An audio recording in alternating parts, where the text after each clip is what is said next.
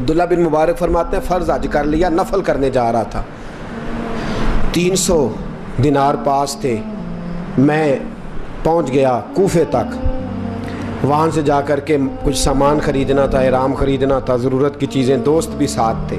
کہتے ہیں یار میرے جلدی تھک گئے, خریداری کر کے وہ چلے گئے, میں شام تک رکا, بڑا تھک گیا تو سوچا اتنی لمبی چوڑی خریداری کیا تو جھیل تھی پاس, میں نے کہا وہاں جا کے ذرا ٹھنڈی ہوا لیتا ہوں. کہتے ہیں میں اس طرف گیا, رات کا اندھیرا تھا, مری ہوئی بھینس پڑی تھی, یہ کچھ 700-800 سال پہلے کی بات عرض کر رہا ہوں.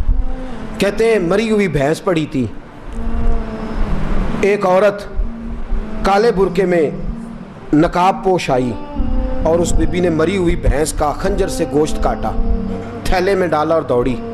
کہتے ہیں میرے ذہن کے اندر خیال آیا کہ بی بی کوئی ہوٹل چلاتی ہے اور مردہ جانور کا گوشت لوگوں کو کھلاتی ہے, ویسے تو جاسوسی منع ہے, اس نیت سے کہ مسلمانوں کو بچاؤں اس کے پیچھے ہو لیا.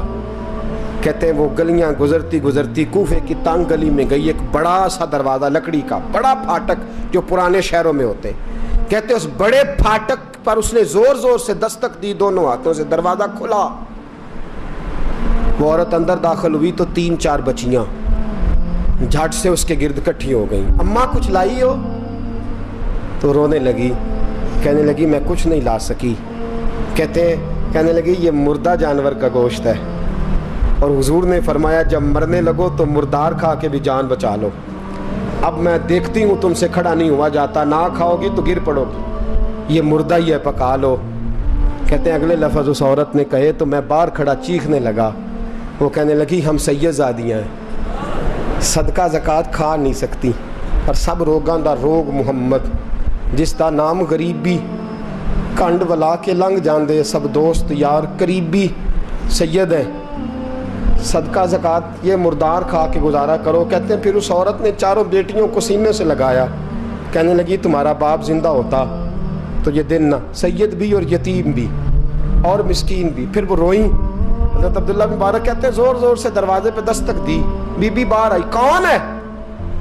تو میں نے کہا میں عبداللہ بن مبارک ہوں, محدث ہوں, زمانہ مجھے جانتا ہے, میرے شاگردوں کی لسٹ بڑی لمبی ہے.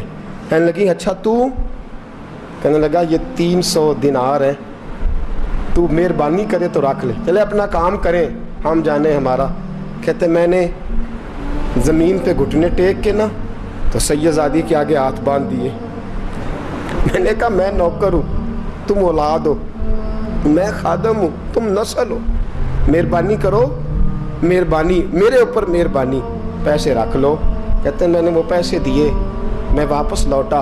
یار کہنے لگے چل, میں نے کہا نہیں میں نے نہیں آج کرنا.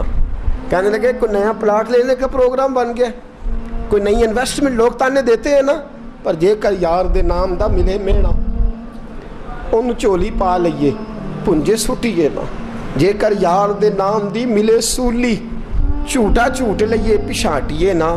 کہتے ہیں میں نے کہا یار جیسے تمہاری مرضی سمجھ لو, یہ میرا راز ہے, میں بتاتا نہیں. فرماتے ہیں لوگ حج کرنے چلے گئے, میں وطن آ گیا, 6 ماہ کے بعد قافلے لوٹے. جاگ کے سننا ذرا بات, میرے نبی نے فرمایا تو میرے امتی کی پریشانی دور کر, اللہ کامل حج کا ثواب دے گا. فرمایا میرے حبیب علیہ السلام کی امتی حضرت عبداللہ بن مبارک فرماتے میں آیا حج کر کے, حاجی آئے تو میں بڑی حسرت کے ساتھ, میں گھر میں روتا تھا, سوچتا تھا آج وہ مینا میں ہوں گے, آج وہ مزدلفہ عرفات میں ہوں گے, آج وہ لوگ جمرات کی رمی کر رہے ہوں گے. میں تڑپ کے سوچتا تھا آج در رسول کی حاضری دے رہے ہوں گے. کہتے میں روتا تھا. جب حاجی لوٹے 6 ماہ کے بعد تو حاضری دینے گیا, ملنے گیا, پہلا دروازہ کھولا حاجی صاحب نے, میں نے کہا مبارک ہو. کہتے ہیں میں نے مبارک دی, ذرا سنیے گا. کہتے ہیں وہ حاجی مجھے ڈانٹنے لگے, کہنے لگے چھوڑ یار, اتنا بڑا آدمی ہو کے تو غلط بات کرتا ہے. میں نے کہا کیا ہوا؟ کہنے لگے تو نے ہمیں کہا کہ جانا نہیں, اور پھر ہم مینا میں آوازیں دیتے رہے, تو بات ہی نہیں سنتا تھا. ہم آوازیں دیتے رہے ان اللہ علی کل شیء قدیر, آوازیں دیتے تھے, سنتا نہیں تھا. کہتے میں حیران ہوں, میں یار میں تو کیا نہیں. کہنے لگے ہم 11 حاجی جھوٹ بولتے ہیں تو اکیلا سچ بولتا ہے, سب نے دیکھا ہے. کہتے میں پلٹ آیا, चौथे दिन फिर एक हाजी को मिलने गया, मुबारक दी। कहने लगा छोड़ किस बात की मुबारक, मैदान अरफात में तो तूने बात भी नहीं सुनी और यहाँ मुबारकें कहते हैं अरफात में। और मैं तो कहने लगे चुप कर, गलत बात भी करता है इतना बड़ा मुहद्दिस हो के। कहते हैं जब आखिरी काफिले आए, आखिरी दिन तो 8-10 काफिले इकट्ठे आए, शाम तक 7 काफिलों से मिला। हर एक मुझे कहने लगा बंदे के पास घोड़ा नया आ जाए, सवारी बड़ी आ जाए तो यारों से तो मिलना चाहिए ना, तू आवाज ही नहीं सुनता था। फरमाते हैं मैं थक गया कि इलाही माजरा क्या है, मैं तो यहाँ इस शहर की गलियों में फिरता रहा और ये सारे हाजी क्या क्या रहे हैं। फरमाते हैं रात को हज़रत रबी बिन असलम, वो बहुत बड़े बुजुर्ग मुहद्दिस थे, वो भी हज करने गए, दरवाजे पे दस्तक दी, बाहर आए तो झगड़ने लगे, कहने लगे तूने मुझे किस मुश्किल में डाल दिया है। मैंने कहा हुजूर क्या हुआ, किस मुश्किल में। मैं तो मिल, कहने लगे छोड़ यार, आलिम था तो मैं तेरी इज्जत करता था, तूने ये क्या किया। मैंने कहा क्या हुआ। कहने लगे याद नहीं जब तू रोजा रसूल के सामने मिला था, जब नबी पाक के मुवाजे के सामने तो पैसों वाली थैली मुझे पकड़ा गया, पकड़ अपने पैसे। मैं तो संभालते संभालते थक गया हूँ। कहते हैं यूं सीने से पैसे लगाए, घर आया, इशा पड़ी तो सो गया। मैंने कहा या अल्लाह उकदा खोल दे। रात गहरी हुई, मेरे घर की दीवारें चमकने लगीं, नूर फैलने लगा, खुशबू ही खुशबू पूरे शहर को मुअत्तर करने लगी। कहते हैं मैंने आंख झपकी तो सामने अल्लाह के रसूल तशरीफ फरमा, सामने महबूब तशरीफ फरमा है। ख्वाब मेरी विच आया माही, मैं उहदे गल विच पा लईयां बावां, फिर डर दी मारी अख भी न खोलां किते फिर विछड़ ना जावां। फरमाते मैं महबूब पाक की जियारत की तो नबी पाक अलैहिस्सलाम का दीदार करके फूट फूट के रोया। अब मेरा दिल था हुजूर बोले कोई बात करें, महबूब बोले लब खोले। फरमाया क्या।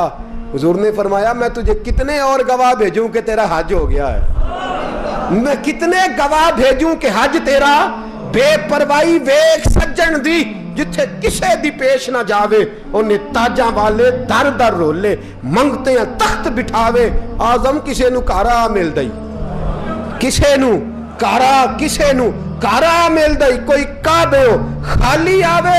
फरमाया कितने गवाह भेजूं कि हज हो गया।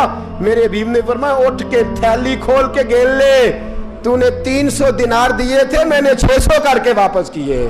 फरमाया किन। हजरत अब्दुल्ला बिन मुबारक ने 60 हज फरमाए, उसके बाद कितने हज किए, एक फर्ज किया हुआ था 61 हो गए। फरमाते मैं बार बार गया और जब बुलाया सरकार ने खुद ही इंतजाम हो गए। फरमाते हैं बार बार मेरे हबीब ने फरमाया तू आ चाहे ना आ, रब ने तेरे नाम का फरिश्ता बना दिया है जो कयामत तक तेरी तरफ से हज करता रहेगा, कयामत तक तेरी तरफ से मिना मुजदलफा अरफात जबले रहमत पे आता रहेगा, मेरी बारगाह में दुरूद पढ़ता रहेगा, हज फरिश्ता करेगा, सवाब अल्लाह तेरे नामा अमाल में लिखेगा। मेरे दोस्तों मेरे नबी ने फरमाया मेरे उम्मती की एक परेशानी दूर कर, अल्लाह कबूल हज का सवाब अता फरमाएगा। गरीबों का हज है कि नहीं, बोले इशराक चाश्त पढ़ हज है, 2 लोगों की सुलह करा हज है, उलमा की नौकरी कर, एक एक दफा 70-70 हज तुझे मिलेंगे।